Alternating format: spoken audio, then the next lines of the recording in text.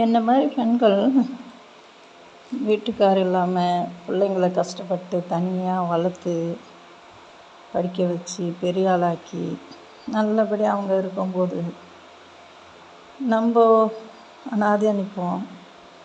நமக்கு உடம்பு சரியில்லைன்னா அவங்க கையை எதிர்பார்க்க வேண்டியதாகுது, அவங்கக்கிட்ட ரூபா கேட்க வேண்டியதாகுது, மனசு வலிக்குது. நமக்குன்னு யார் பார்ப்பாங்க? என்ன மாதிரி எத்தனையோ பெண்கள் கஷ்டப்படுறாங்க.